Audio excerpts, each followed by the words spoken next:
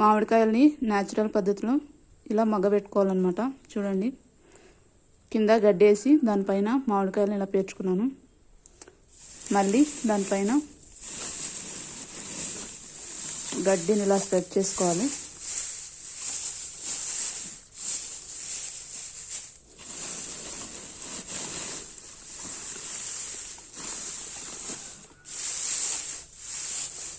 ఇలా స్ప్రెడ్ చేసుకున్నాక మళ్ళీ ఒక లేయర్గా ఇలా వేసుకోవాలన్నమాట అన్ని కాయలు కూడా.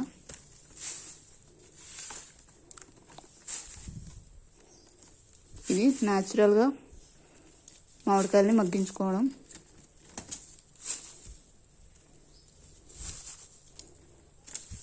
ఇలా అన్నీ కూడా మళ్ళీ పైన వేసుకొని గడ్డి పెట్టి డార్క్ ప్లేస్లో పెట్టుకోవాలన్నమాట. లైట్ పడని ప్లేస్లో పెట్టి మగ్గించుకుంటే మామిడి పండ్లు మగ్గిపోతుంది. ఎలాంటి కెమికల్స్ వాడకుండా ఇలా మగ్గబెట్టుకోవాలన్నమాట మామిడి పండ్లని.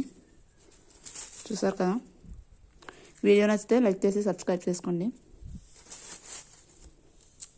సో ఇలా సెకండ్ లేయర్ కూడా అయిపోయిన తర్వాత ఫుల్ అయిపోయింది అనమాట. ఇక్కడ ఇలా గడ్డి మొత్తం అంతా స్ప్రెడ్ చేసుకొని డార్క్ ప్లేస్లో పెట్టి ఒక 2 days ఉంచుకుంటే పండిపోతుంది.